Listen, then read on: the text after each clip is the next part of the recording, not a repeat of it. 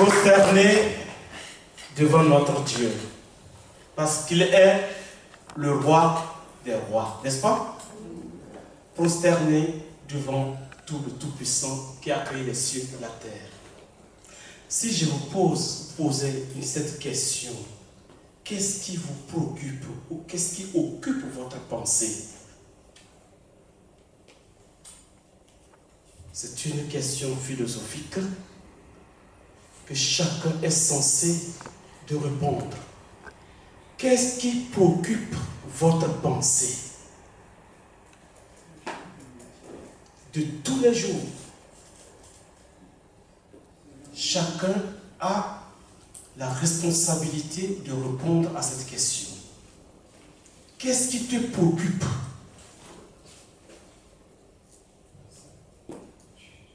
Est-ce que le Seigneur Dieu est prioritaire dans ta vie ou dans nos vies, ou il est relégué en arrière-plan?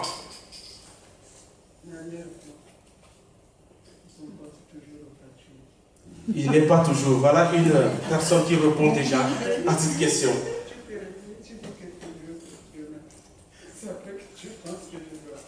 Voilà. On oublie souvent qui on est. Nous oublions si facilement. Ce n'est pas pour vous accuser, mais c'est la chair qui est faible. Et comme le Seigneur le dit, la chair est faible, mais l'esprit est bien disposé. Cet après-midi, vous êtes à votre place. Vous êtes là où le Seigneur veut que vous soyez. Pour l'adorer, pour recevoir sa parole. Je me rappelle, il y a quelques années, avant que je ne devienne le serviteur de Dieu, quand on était dans la jeunesse, avec toute cette chaleur dans les églises, on aimait lire toutes sortes de livres qui portaient sur la puissance du Saint-Esprit. Et à notre époque, il y avait un livre, à la quatrième dimension. Je ne sais pas si vous avez lu ce livre. De qui? De Paul Yonggi Cho. À la quatrième dimension. Et nous étions tellement curieux qu'un livre qui sort, nous sommes les premiers à le lire et à le commenter dans l'église. Au point que dans l'église, c'est la jeunesse seulement qu'on voyait. On était tellement zélés. On faisait tout.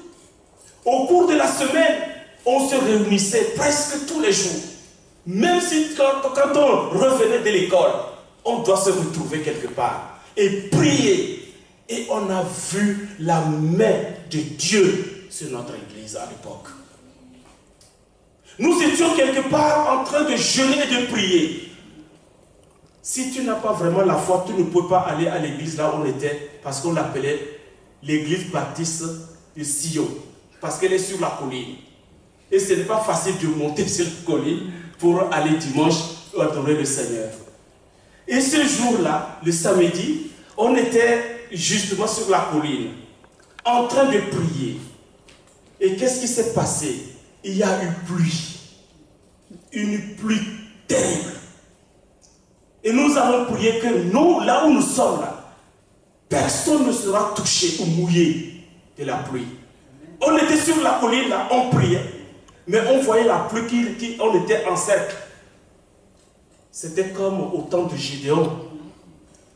Il n'y avait pas de pluie chez nous, mais on voyait la pluie jusqu'à ce qu'on a fini de prier.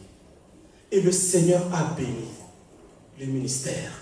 L'église, on avait commencé comme une petite poignée comme ça. Une petite poignée.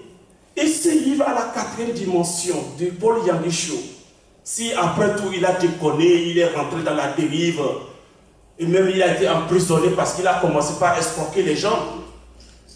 Il était avec sa femme et ses enfants. Ils ont pris une salle comme la nôtre. Il priait avec toute sa famille. C'est comme ça qu'il a commencé son ministère. Et après, comme tous les dimanches, ils allaient prier, mais la femme dit, mais comme Mathilde vient de dire, mais où est la foule? Elle est où? Mais Yonggi Cho encourageait sa famille. restez dans la foi. Restez dans la foi. Le Seigneur enverra la foule. Mais la femme était désespérée. Elle dit, moi je n'en peux plus. Depuis ça fait combien de temps, combien de mois, combien d'années, personne n'ose même pas venir jeter un coup d'œil pour voir qu'est-ce qui se passe à l'intérieur. Elle s'est découragée, elle est restée à la maison. Elle n'allait plus à l'église avec lui. Et les enfants ont suivi la maman. Et il venait seul. Les chaises sont vides. Il prêchait les chaises. Ah oui, ça c'est une réalité. Il prêchait les chaises. Tous les dimanches, il vient, il prêche les chaises, les murs. Il saute, il court partout. Tous les dimanches. Et ça nous a pris du temps, beaucoup de temps. Mais un jour, il y a un jeune homme qui passait, qui a entendu. Il a jeté coup d'œil pour voir qu'est-ce qui se passe à l'intérieur. Mais il n'y avait personne. Il est rentré, il est assis. Ce fut pour la première fois son premier disciple. Il a écouté le message de Jean Richaud jusqu'à la fin. Et le dimanche qui a suivi, ils étaient au lieu de 2, 3. Et ainsi de suite. Ainsi de suite, le Seigneur augmentait. Le Seigneur augmentait. Aujourd'hui, vous savez combien de membres il a aujourd'hui? 1 700 000 membres. Il est le premier dans le monde entier qui a la plus grande église. Il a instauré, il a bâti des églises partout. Aux États-Unis, en Corée du Sud, partout. Et il est allé même en Afrique. En 2001, on s'est croisé à Accra. Il était venu pour la campagne d'évangélisation. En Côte d'Ivoire, il a été en Côte d'Ivoire. Pour l'évangélisation. Mes frères bien-aimés, ce n'est pas ça mon message d'aujourd'hui. C'est pour vous encourager que le Seigneur nous a donné du travail à faire. Le message que je vais partager tout à l'heure, c'est dans Agé. Agé chapitre 2, le verset 4. Et où le Seigneur nous encourage, où le Seigneur veut nous fortifier, où le Seigneur veut nous édifier, nous instruire dans la mission. Le champ est vaste. Le champ de Dieu est vaste. Qui va travailler dans ce champ? Qui est prêt à travailler dans ce champ? Alléluia. Amen. Vous êtes tous prêts de travailler dans le champ de Dieu? Oui. Est-ce que vous êtes prêts de travailler dans le champ de Dieu? Oui. Oui. Alors, vous voyez ces chaises vides? C'est votre responsabilité. C'est votre responsabilité. Écoutons ce que le Seigneur dit à travers le prophète Agé. Au verset 4, chapitre 2, verset 4. Qu'est-ce qu'il dit? Il est écrit dans ce passage, maintenant, ce n'est pas demain, ce n'est pas après-demain, c'est maintenant. Fortifie-toi. Il s'adresse à qui là? Zorobabel. Fortifie-toi, Zorobabel, dit l'Éternel. Fortifie-toi, Josué, fils de Jeph-Sadak, souverain sacrificateur. Fortifie-toi, peuple entier du pays, dit l'Éternel, et travaillez. Car je suis avec vous. C'est pas beau ça? Car je suis avec vous. Pour comprendre qui a lu ce livre d'Agé, il n'a que 2 petits chapitres. C'est pas beaucoup. Vous l'avez lu? Oui. Tu l'as lu? Oui, parce que je m'avais dit. Amen. Alléluia. Amen. C'est 2 chapitres, mais il a un message très percutant. C'est 2 chapitres, mais qui a un message très percutant. Vous savez ce que ça veut dire, Agé? Agé, quelle est la signification de son nom? Je sais. Hein? C'est quoi Agé? Qu'est-ce que ça veut dire, Agé? Agé vient d'un mot hébreu qu'on appelle Ag, qui veut dire festin ou joyeux. Donc, le nom Agé signifie joyeux. Quelqu'un qui est dans la joie. Festival. Festin. Donc, c'est pourquoi quand vous lisez ce livre, vous allez comprendre. Ah oui, ce n'est pas anodin. Le prophète Agé fait partie des exilés. Nous sommes en 520 avant Jésus-Christ. Et au roi qui était le roi à Babylone, il s'appelait comment? Darius. Donc, ils sont, les Juifs, les Hébreux sont en exil à Babylone. Qu'est-ce qui se passe? Le temple est détruit. Il n'y a plus de sacrifice. Il n'y a plus de lieu d'adoration. Qu'est-ce qu'ils font? Qu'est-ce qu'il faut faire? Est-ce qu'ils vont rester à Babylone ou ils vont revenir à Jérusalem? Mais ils doivent revenir. Ce n'est pas chez eux à Babylone. Ils doivent revenir. Il y a une mission. Et cette mission, c'est quoi? C'est de reconstruire le temple. Voilà la responsabilité.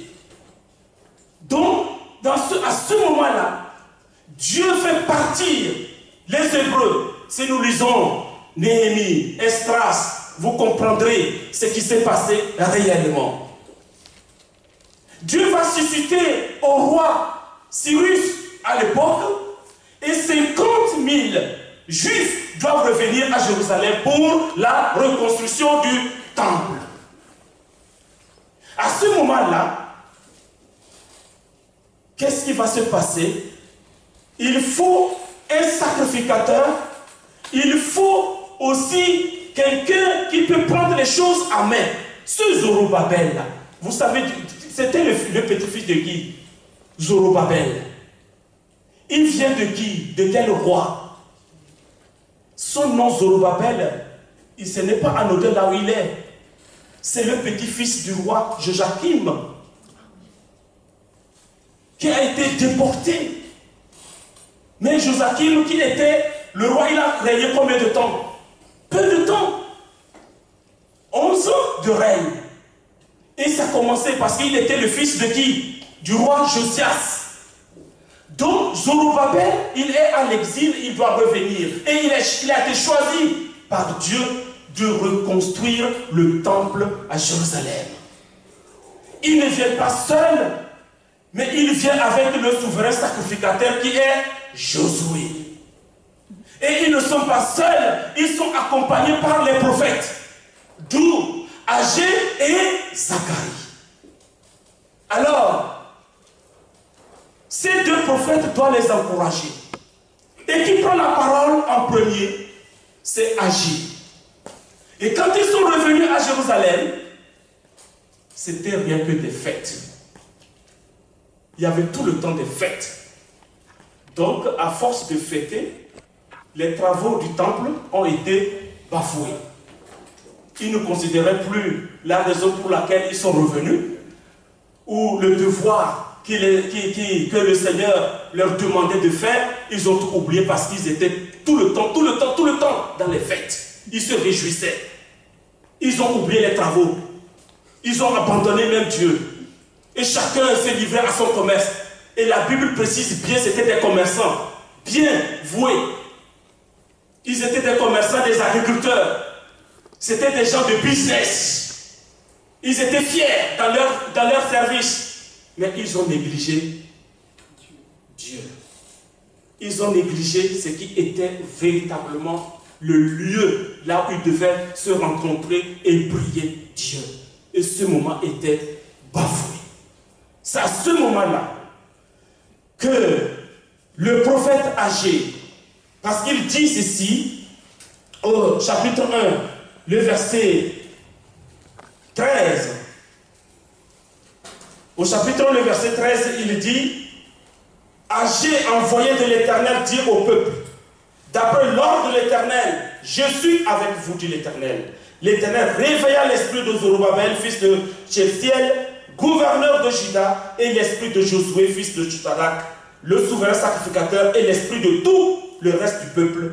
Ils vinrent et se mirent à l'œuvre dans la maison de l'Éternel des armées, leur Dieu. Avant cela, il avait dit au chapitre 1, verset 3, c'est pourquoi la parole de l'Éternel fut adressée par Agé le prophète en ces mots. Est-ce le temps pour vous d'habiter vos demeures embrissées? Le message du prophète Agé est très important.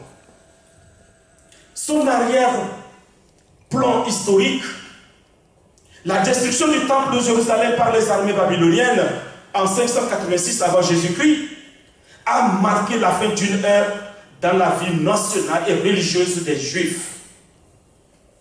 En tant qu'exilés à Babylone, les Juifs se retrouvaient sans temple et sans leur sacrifice, et bien qu'ils pouvaient diriger leurs prières en direction de Jérusalem. C'est ce que Daniel a fait quand il était à Babylone. La Bible nous dit qu'il priait 3 fois par jour, en se tournant vers Jérusalem. Pourquoi se tourner vers Jérusalem? Il est à Babylone, mais sa prière se dirigeait toujours vers Jérusalem. Tous ceux qui étaient à l'exil, ils pouvaient être consternés parce que ce n'était pas leur lieu, ce n'était pas l'endroit où Dieu a voulu les mettre. Et pourquoi ils sont là? Ils sont là parce qu'ils ont désobéi. Ils ont été à Babylone parce qu'ils ont manqué le but. Ils sont à Babylone parce qu'ils ont oublié qui était leur responsabilité première. Alors Dieu, dans sa grâce, allait les amener loin pour qu'ils puissent réfléchir, penser. En pensant, en réfléchissant, ils pouvaient quand même rentrer en eux-mêmes, confesser leurs péchés, reconnaître ce qu'ils ont fait de mal. Et à ce moment, Dieu entendait leurs prières, leurs supplications et les ramenait à Jérusalem. C'est à ce moment-là que Agé, dans son message, il dit que le message que je reçus de l'Éternel, je ne parle pas de moi, parce que ce message que je vous adresse vient de l'Éternel. Il dit, ainsi parle l'Éternel des armées. Ainsi parle l'Éternel. Et quand on confesse que ainsi parle l'Éternel, c'est Dieu qui parle. Ce n'est pas l'homme. La parole vient de l'Éternel. Tout à l'heure, nous avons entendu la prière de notre frère Ovid. Si ça vient de l'homme, ça n'aura pas d'effet. Mais si ça vient de l'Éternel, du Saint-Esprit, ça a l'impact. Ça change. Ça transforme les vies. Et Dieu n'est pas la même personne. Alléluia. Dieu est Dieu. C'est pourquoi, Agé, pour commencer cette parole, il dit, je ne parle pas de moi. Je reçus le message qui vient de l'Éternel que je vais vous transmettre. Et quel est ce message qu'il transmet? C'est ça qu'ils doivent entendre. Alors, quand ils ont commencé à bâtir, à poser la fondation, le fondement du temple, il y a eu là encore des harcèlements de la part des Samaritains. Il y avait la portion possible des Perses arrêtèrent la reconstruction du temple. Il y avait révolte, il y avait rébellion, il y avait toutes ces difficultés. C'était pénible. Qu'est-ce qu'il fallait faire? Et pendant 16 ans de plus, jusqu'à la décision du roi perse, Darius, en 521, à 486 avant Jésus-Christ, la construction du temple fut interrompue. C'est arrêté, inachevé. Au cours de la deuxième année du règne Darius, en 520 avant Jésus-Christ, Dieu suscita maintenant Agé le prophète pour encourager les Juifs à faire quoi? À reconstruire le temple. Esdras 5, 1 et 2. Sa tâche était de faire quoi? De réveiller l'esprit des Juifs. Parce que leur esprit était léthargie spirituelle. Ils avaient oublié. Ils avaient abandonné. Puisqu'ils ont passé du temps à l'étranger, ils ont pris déjà la vie de du milieu de ces habitants des Babyloniens. Ils sont aussi conformés à leur vie, à leurs habitudes. Donc ils sont revenus, cette vie-là les accompagnait. Ils vivaient pareil. Ils ont oublié que non, et ils étaient des Hébreux, qu'ils étaient un peuple acquis, un peuple mis à part. Mes frères bien-aimés, mes sœurs bien-aimées en Christ, lorsque Dieu t'a fait sortir du monde, ce n'est pas que tu vives comme dans le monde, mais c'est pour que tu vives une nouvelle vie, pour que tu te conformes à la parole de Dieu, pour que tu sois fidèle à l'Éternel, pour que tu le serves de tout ton cœur. Mais ce n'est pas le cas. Nous ne venons pas à l'église par habitude. Parce que nous sommes chrétiens, c'est très facile. Je suis chrétien. Le monde te dira oui, montre-moi que tu es chrétien. Prouve-moi que vraiment tu es chrétien. Ce n'est pas le mot chrétien qui va sortir de ta bouche qui va te transformer, mais c'est la vie. C'est la vie de cette expression. Je suis chrétien. Je suis né de nouveau. Je suis enfant de Dieu. J'ai été appelé pour le Seigneur, pour le faire gloire, pour le glorifier, le louer, l'adorer et le témoigner. Je ne suis pas chrétien pour rester dans ma famille, dans ma maison ou dans mes business pour dire que je suis chrétien. Là, ça n'a pas de sens. Alors, le prophète Agé a eu beaucoup de succès dans sa mission. Il va travailler pour le Seigneur. Et lors de cette mission du prophète Agé, il ne va pas aller au bout, mais c'est le prophète Zacharie qui viendra continuer là où il s'est arrêté. Alors, il a donné dans ces 2 chapitres, il a donné 4 messages principaux. 4 messages. Il y a certains qui pensent qu'il y avait même 5. Mais moi j'ai limité ça à 4. Le premier message du prophète, c'était un appel à la raison pour reconstruire le temple au chapitre 1. Le deuxième message du prophète était une promesse prophétique concernant la future gloire du temple. Le troisième message, une décision sacerdotale illustrant les bénédictions immédiates de l'obéissance, au chapitre 2, versets 10 à 19. Et le quatrième message, une prophétie messianique concernant Zorobabel, au chapitre 2, 20, 23. Donc, quand nous rentrons maintenant dans le chapitre 2, le verset 1 et 2, comme prologue du premier message, celui-ci indique la date, le prophète et les destinataires. La date de ce message est du 21 Tishri. Le 21 Tishri, pour le comparer à nos mois aujourd'hui, c'est le 17 octobre. En 520 avant Jésus-Christ. C'était plus qu'un mois après que le peuple eut repris la reconstruction du temple. À cette époque, l'avancement de la reconstruction se faisait lentement, sans doute à cause du travail pénible durant de nombreuses fêtes. Du 7e mois, les sabbats hebdomadaires, la fête des trompettes, le premier jour des expiations, le 10e, la fête. Tellement de fêtes. Tellement de fêtes. Les Juifs aiment fêter. Est-ce que je me trompe? Ovi qui peut nous en dire plus. Ils aiment beaucoup la fête. C'est normal. Ils fêtent tellement qu'ils ont oublié de construire le temple. Je reviendrai là-dessus. Alors, ce deuxième message fut délivré par le prophète Agé le dernier jour ordinaire de la fête des tabernacles. N'est-ce pas, la fête des tabernacles est toujours pratiquée aujourd'hui? Oui. Amen. Alors, il s'adressait à ceux qui avaient commencé à reconstruire Zorobabel et Josué et le reste du peuple. La promesse de la présence fortifiante de l'Éternel comme un encouragement à reconstruire le temple. Ça, c'est le titre que j'ai donné à ce message. La promesse de la présence fortifiante de l'Éternel comme un encouragement à reconstruire le temple. Agé 2:3 nous dit ceci. Quel est parmi vous le survivant qui ait vu cette maison dans sa gloire première? Vous l'avez vu? Non. Ah, moi non plus. Je n'ai pas vu. La deuxième question, la deuxième question, comment la voyez-vous maintenant? La troisième question de ce même verset, telle qu'elle est, ne paraît-elle pas comme rien à vos yeux? Voilà trois questions que le prophète pose à ce peuple. Est-ce que vous avez vu la première maison de Salomon qui a construit pour l'Éternel? Comment la voyez-vous maintenant? À quoi elle apparaît maintenant à vos yeux? Est-ce que vous pouvez répondre à ça?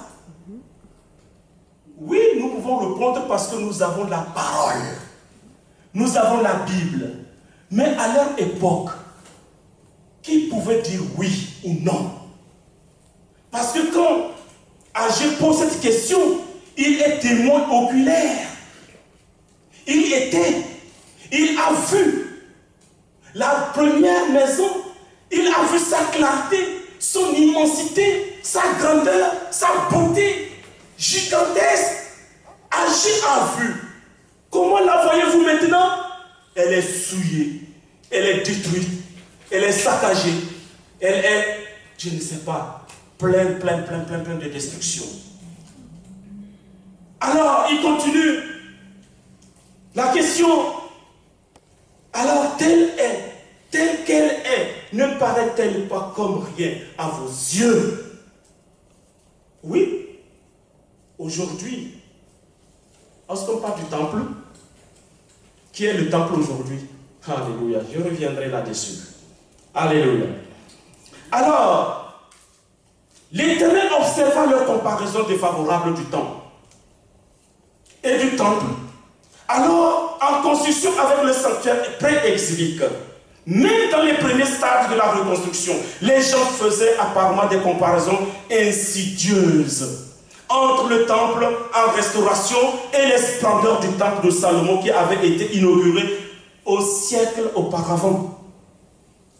À la même époque de l'année, nous le voyons dans 1 Roi 8, le verset 2, avant qu'Agé apporte une solution au découragement du peuple, Dieu demanda au prophète de poser ces trois questions que je viens de vous lire. Ces trois questions, ce qu'on appelle, sont des questions rhétoriques. Qu'est-ce que sont les questions rhétoriques? Quand je vous pose les questions rhétoriques, ça veut dire que je connais déjà, j'ai la réponse. Je vais vous donner la réponse. Et cette réponse, je la réserve à la fin. Je ne vous la donne pas tout de suite. En posant ces questions au peuple, il veut que le peuple réfléchisse avant de répondre. Mais il va leur expliquer pourquoi. Alors, ces questions étaient essentiellement et avaient pour but d'amener le peuple à assumer ouvertement leurs responsabilités. Le fait que leur temple n'allait pas être aussi splendide que celui de Salomon, ceci sous-entendait que quelques-unes des personnes présentes, peut-être même Agé lui-même, avaient vu la gloire de l'édifice. Il avait observé, avant sa destruction, 66 ans auparavant, en 586. Agé 2,4 maintenant donne alors que l'Éternel encouragea le peuple en pressant les deux leaders et leur peuple de prendre une action ferme. Et c'est là que l'exhortation trois fois répétée dans ce verset 4, fortifie-toi, peuple de Dieu, fortifie-toi, enfant de Dieu, fortifie-toi. On prend courage et suivi d'un seul commandement.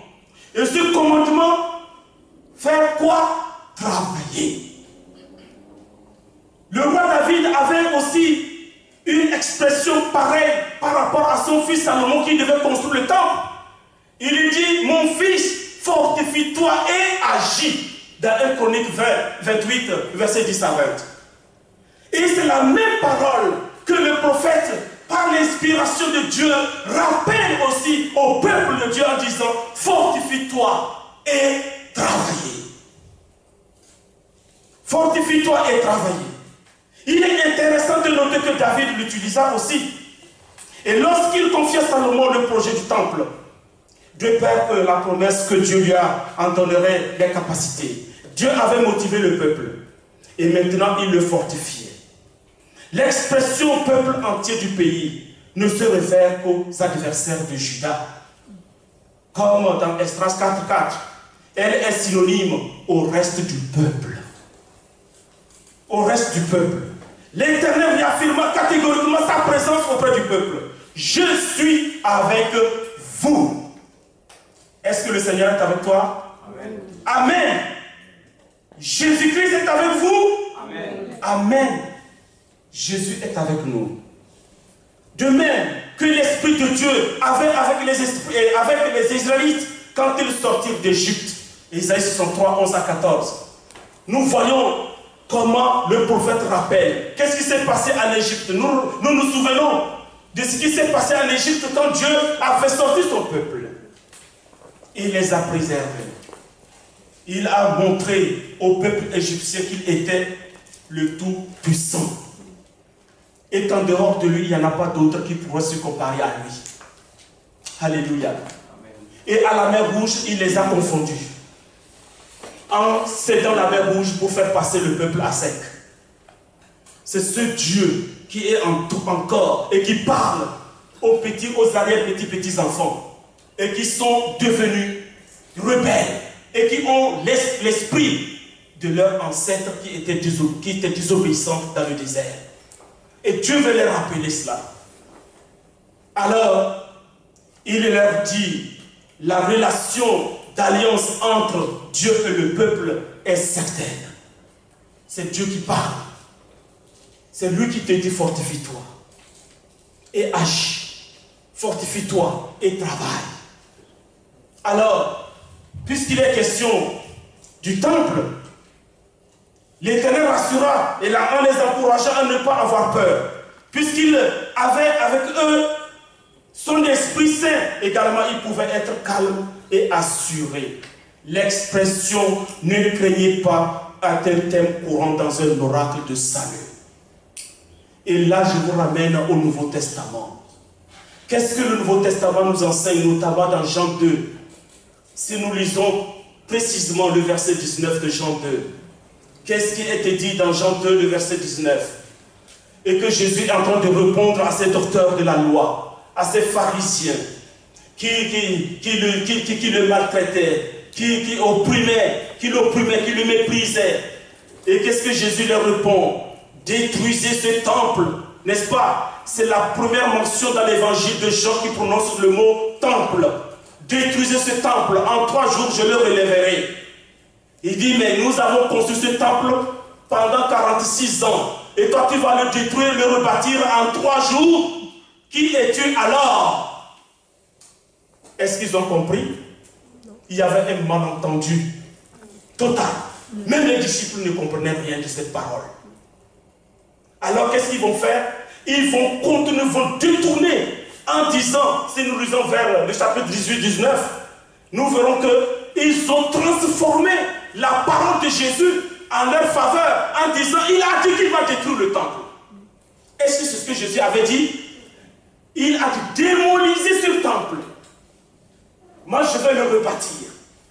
Ils n'avaient pas compris. Mais ils regardaient ce qui est naturel. Ils regardaient ce qui est physique. Mais Jésus parlait de son corps. Jésus parlait de lui-même. Détruisez ce temple, en 3 jours, je le rebâtirai. Et c'est de ce temple-là dont Jésus parle. Et le prophète agit en disant, est-ce que vous avez vu la première maison de Salomon? Et comment la voyez-vous maintenant? Et à quoi elle paraît à vos yeux? Et nous continuons dans ce chapitre. Il dit au verset 9 du chapitre 2, qu'est-ce qu'il dit là? Il dit, la gloire de cette dernière maison sera plus grande. Alléluia. Amen. La gloire de cette maison sera plus grande. Et c'est pourquoi l'apôtre Paul, dans ce même esprit, dit, vous êtes le temple de Dieu. Vous êtes le temple de Dieu, où l'Esprit de Dieu habite.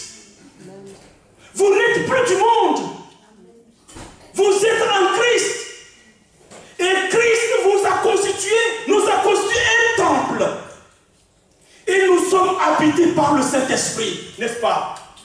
Et si le Saint-Esprit agit en vous, il ne vous laissera pas oisif. Est-ce que ce n'est pas vrai? Il ne va pas vous laisser oisif si le Saint-Esprit est en vous. Mes bien-aimés, en Christ, réveillez-vous. Réveillons-nous et soyons vigilants. Parce que l'adversaire rôde.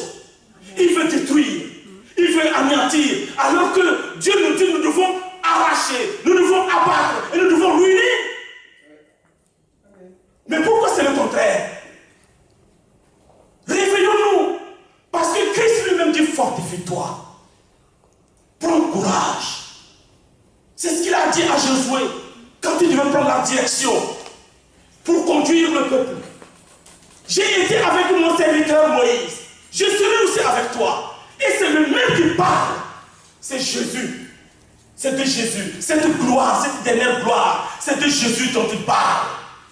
Ce n'est pas la maison qu'on doit construire avec des pierres, des briques, mais c'est la maison humaine. Vous êtes une maison de Dieu et que Dieu a choisi. Et il veut résider en vous, il veut travailler en vous, il veut vous transformer, vous changer, vous amener à une vraie repentance. Mais bien aimés, il est temps. Arrêtons de nous somnoler, de s'endormir. C'est pourquoi la veille de sa crucifixion dans Marc 14, 38, il dit ceci: veillez et priez afin que vous ne tombiez pas en tentation. Veillez et priez. Pourquoi cette prière solennelle? Nous sommes des sentinelles. L'autre fois, on a dit que nous étions mardi ici, ceux qui étaient là, que nous sommes des réparateurs des brèches. Mais nous sommes aussi des sentinelles. Des sentinelles avec à la main la parole, l'arme de Dieu. Et des sentinelles ne sont pas des statues sans vie. Des sentinelles, ils ont à la main l'arme efficace pour combattre. Et quand on regarde une sentinelle, on peut croire que c'est une statue. Je partageais hier que ma première année, quand je suis arrivé, on est parti au Luxembourg, dans la cour royale. J'ai vu ces sentinelles, j'ai regardé plusieurs fois et dit, mais c'est une statue ou c'est un homme? J'ai regardé. Les gens me disent, qu'est-ce que tu regardes, Samuel? J'ai dit, dites-moi, c'est une statue ou c'est une personne? Franchement, jusqu'à ce que j'ai regardé par les yeux, que là j'ai vu les yeux clignoter de gauche à droite. Il ne bougeait pas, mais il avait son arme. Et il y a au même moment un petit enfant qui jouait. Et c'est là, il a tapé son arme à terre. Et s'il continuait, il a reçu l'ordre. Il la battait. Nous sommes des sentinelles avec l'arme à la main. Et cette arme à la main, c'est la parole de Dieu qui transforme les vies. C'est la parole de Dieu qui change les vies. C'est la parole de Dieu accompagnée de cette foi que nous avons en Christ qui déplace les montagnes. Mais bien aimés, il est temps. Alors, réveillons-nous et ne craignons pas. C'était le message le plus positif du prophète Agé. Les circonstances dans lesquelles il vivait étaient pénibles et difficiles. Oui, on peut comprendre que les circonstances dans lesquelles il ne courage pas. Je suis avec toi. Tu es plus que vainqueur. C'est ce que Paul nous dit dans Romains 8. Nous sommes plus que vainqueurs par Jésus-Christ qui nous a tant aimés. Amen. Alors il continue. L'appel encourageant qu'il adresse au peuple entier du pays nous ont aussi destinés. Des circonstances adverses s'opposent à notre service chrétien. Nous serions tentés de nous arrêter, même de nous replier, de nous décourager et ne même pas venir à l'église. Mais nous savons que Dieu attend autre chose de notre vie. Qu'est-ce que Dieu attend de nous? Les hommes ont besoin de Christ. Le monde meurt, faute de connaître le message divin de Jésus-Christ, de la parole. C'est pourquoi, quand les pharisiens, les docteurs ont accusé Jésus qu'il allait détruire le temple, qu'est-ce que cela veut dire quand Jésus parlait? C'était la parole incarnée. Il y avait le Père et le Fils qui étaient en même temps ensemble, uniques. Il n'y avait pas de différence. Maintenant, le corps humain de Christ nous révélait justement le Père. Il voyait le Père. Et quand il voyait le Père, il ne croyait pas. Il dit, je ne suis pas venu de moi-même. C'est mon Père qui m'a envoyé. Il m'a envoyé pour vous. Pour que vous le connaissiez. Pour que je puisse vous faire sortir. Alors Jérusalem n'a pas accepté. Et Jésus a pleuré. Il a pleuré sur Jérusalem. Il dit, voilà Jérusalem. Jérusalem qui tue. Jérusalem qui pille. Jérusalem qui vole. Parce que le temple était devenu leur lieu de commerce. Il fallait vivre du temple. Combien j'ai aimé. J'aurais aimé rassembler tous les habitants de Jérusalem comme une poule rassemble ses poussins sous ses ailes. Mais Jérusalem n'a pas accepté. Il m'a refusé. Alors je vais faire quoi? Je vais retourner mes regards vers celui qui ne me cherchait pas. Ésaïe 65. Et ceux-là, ils croiront en moi. Ils me recevront. C'est pour cette raison, Jésus aimait toujours aller à Béthanie dans la famille de Lazare. Pourquoi? Parce que c'était la seule famille qui pouvait l'accepter. Parce que là qu'on dit que Marie était toujours assise au pied de Jésus pour l'écouter. Et parce qu'il sait que même si à Jérusalem on l'a refusé, il y a quelque part on va l'écouter. Est-ce que vous écoutez la parole de Dieu? Mes bien-aimés, l'heure est grave. L'heure est grave. Et le monde meurt. Et c'est ta responsabilité. Dieu te demandera ça. Qu'est-ce que tu as fait pour moi? Qu'avez-vous fait de moi? Je vous ai sauvé. Je vous ai racheté. Je vous ai pardonné de tous vos péchés. Qu'est-ce que vous avez fait pour moi? Est-ce que vous avez témoigné? Ou vous êtes resté fidèle à Jésus? Que notre service soit donc caractérisé par un esprit de décision qui nous donne d'affronter les vents et les vagues, les tempêtes. Le Seigneur nous promet la victoire. Ça peut prendre le temps comme vous voudrez. C'est pas grave. Persévère dans la foi. Ne désespère pas. Ne désespérez pas. Il y a l'espoir. Il y a l'espoir en quiconque croit en Jésus-Christ. Dans toutes les circonstances, les vents, les vagues, les tempêtes que vous pensez que vous traversez, je ne les connais pas, mais Christ les connaît. Et dit, je suis avec toi. Je te fortifie. Je t'encourage. Vas-y, travaille pour moi. Ne regarde pas tes difficultés. Regarde plutôt moi. Ne regarde pas ce que tu subis, mais regarde-moi. Parce que je suis capable de te faire sortir de cette situation. Ne vous plaignez pas. Ne vous inquiétez pas. Parce que l'Éternel qui a dit qu'il est là, il est vraiment là. Amen. Alléluia. Alors, Agé appelle maintenant le peuple à la persévérance, à la prière. C'est exactement ce qu'il nous faut. Peut-être avons-nous besoin de commencer dans le bon esprit, mais nous n'avons pas persévéré. Notre élan est si facilement amorti ou neutralisé par ce que nous voyons ou entendons. Non, c'est là que nous devons dire non. La foi doit s'affirmer par une persévérance qui refuse de se laisser arrêter au nom de Jésus-Christ. La foi doit être active et non passive. Lève-toi et travaille. Lève-toi et travaille. La tâche à laquelle nous avons été appelés doit être achevée. La persévérance est nourrie et fortifiée par la prière. La persévérance est nourrie et fortifiée par la prière qui nous met en contact avec les ressources d'en haut. Ouvrons le ciel. Dieu nous donne des possibilités de démolir les montagnes au nom de Jésus-Christ. Par la foi, ne nous décourageons pas. Je vous en prie. Ne nous décourageons pas, mais restons vigilants. C'est ce que Néhémie, en reconstruisant les murs de Jérusalem, il a subi aussi des difficultés, des persécutions. On l'a intimidé. Mais il dit que Dieu nous donnera du succès. Le Dieu que nous adorons, que nous invoquons, nous donnera du succès. Vous cherchez la bénédiction, restez vigilants. Vous cherchez la bénédiction, soyez vigilants. Veillez et priez, afin que vous ne tombiez pas en tentation.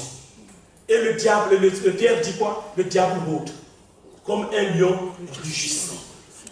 Il dit, résistez-le avec une foi ferme, et il fuira loin de vous. Résistez-le. Mais pour commencer à résister le diable, c'est à partir de ton propre corps. Parce que ton corps est le temple du Saint-Esprit. Parce que ton corps est le lieu où Dieu demeure. Résiste toute la tentation charnelle. Résiste tout ce qui te bloque dans l'avancement de Christ, dans l'œuvre de Jésus-Christ. Résiste. Le combat est intérieur, il est extérieur. Commence par intérieur d'abord. Et tu combats intérieurement, et c'est là que tu remportes la victoire. Tu pourras remporter la victoire extérieurement au nom de Jésus-Christ. Amen. Parce que le Seigneur nous accompagne. Ne restons pas passifs. Car je suis moi-même avec vous. Le Seigneur lui-même est au milieu de ruines, de la crainteté et des menaces de l'ennemi. Sa parole et son esprit sont avec nous, agissant avec puissance et en toute vérité. Que sa présence nous rassure. En toutes circonstances, pourquoi craindre les manœuvres de l'ennemi? Pourquoi? Pourquoi craindre les manœuvres de l'ennemi si nous sommes revêtus des armes de Dieu? Si nous travaillons constamment en communion avec Jésus-Christ, nous ne connaîtrons plus alors longévité, ni tant d'autres mots qui paralysent les vies. Les attaques du dehors, les ruses de ceux qui cherchent à nous attirer loin de notre position de combat seront vaincus et déjoués au nom de Jésus-Christ. Fortifiés jour après jour au milieu des subtils dangers et vivant constamment dans la présence de la communion de Dieu, nous pourrons vaincre et servir notre Seigneur Jésus-Christ. Heureux. Pourquoi nous pourrons vaincre? Parce que ce jour-là, le Seigneur te dira, heureux, bon serviteur et fidèle, entre dans la maison de ton Père et repose-toi. Le livre d'Apocalypse, le chapitre 21 et 22, nous décrivent le ciel. Alléluia. Quand je lis ce chapitre, je dis, je suis émerveillé. Ce chapitre 21 d'Apocalypse nous décrive comment, en parlant de l'or, de saphir, de sardoine, de Christ, tout, qu'il n'y a pas de soleil et que tout ça, ça ne vous dit rien, ça ne vous fait rien. C'est là que je veux aller. C'est là que je veux aller. C'est là que le Seigneur me destine. Et il ne veut pas les débaucher, les voleurs, les menteurs, quoi? Il ne veut pas les hypocrites. Ils n'auront pas part à ce lieu. Ce qui est le chapitre 22, le verset 11, il dit, bon, si tu pêches, continue dans ton péché. Que les injustes continuent dans leur injustice. Que le juste continue dans sa justice. Si tu es fidèle, continue dans la fidélité. Tant pis pour les autres. Parce que tu as fait ton travail. Et là, ce jour-là, le Seigneur te dira, bon et bonne servante, entre dans la maison de Dieu. Et les gens vont rester au portail. Les archanges vont lui demander, donnez-moi des raisons pour lesquelles je vais vous ouvrir la porte du ciel. Donnez-moi des raisons pour lesquelles je vais vous ouvrir la porte du ciel. Donnez-moi une seule raison, pas des raisons. Une. Autrement, tu n'as pas ta place ici. Ah non, ça ne serait pas moi. Parce que mon nom est écrit dans le livre de vie. Alléluia. Que le Seigneur nous encourage. Que le Seigneur nous fortifie. Que le Seigneur nous réveille par son action du Saint-Esprit.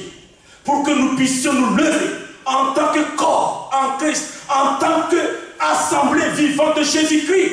Main dans la main. Dire oui, nous travaillons pour notre Seigneur Jésus-Christ. Alléluia. Amen. Que le Seigneur vous bénisse et vous encourage. Nous allons prier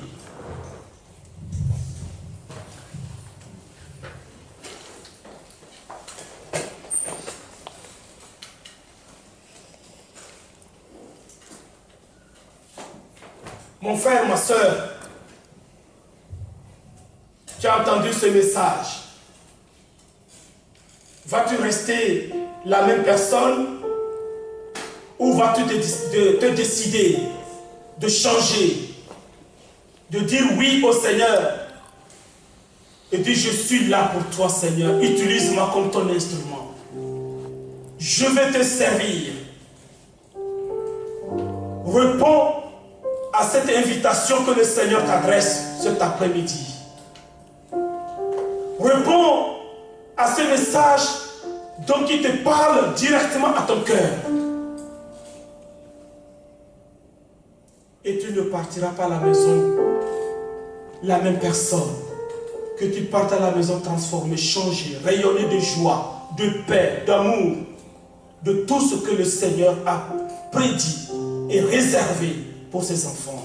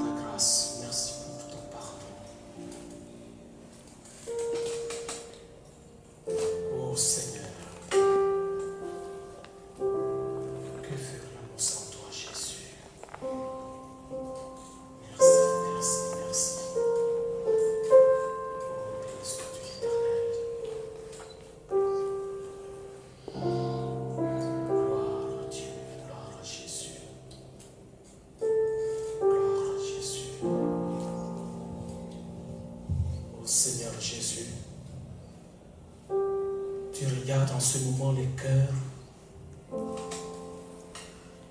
Tu observes maintenant les cœurs. Tu lis ces cœurs, ce qui est écrit. Tu lis leurs pensées. Seigneur Jésus, voilà tes enfants qui sont devant toi. Tes enfants sont devant toi avec tous ces questionnements. Montre-moi ce que je dois faire. Conduis-moi là où tu veux que je sois. Fais de moi ton serviteur, ta servante, digne de ce nom. Que je puisse travailler, témoigner, être radicalement changé, transformé, renouvelé dans mon intelligence, dans mon esprit. Tu es en train de lire les cœurs en ce moment. Réponds-les pour ta gloire. Réponds tes enfants en ce moment, aux qui ne savent que faire. Peut-être qu'ils sont lourds par la chair et qui se disent que je ne sais pas prier. Seigneur Jésus, c'est toi qui délies les langues. Glorifie ton nom, Jésus-Christ. Disparaît la paresse en nous. Disparaît la négligence en nous. Disparaît toute la timidité en nous. Réveille-nous par ton Saint-Esprit. Daigne, Seigneur, te manifester au milieu de nous, que nous puissions te glorifier davantage. Parce que tu es le Seigneur des Seigneurs. Tu es le roi des rois. Et nous te bénissons. Nous te glorifions. Parce que ta parole nous dit, venez à moi, vous tous qui êtes fatigués, chargés. Je vous donnerai du repos. Oui, tu nous as donné du repos. Parce que toi-même, tu prends soin de nous. Tu portes tous nos soucis sur toi. C'est pourquoi nous te bénissons. Nous te louons, nous te glorifions.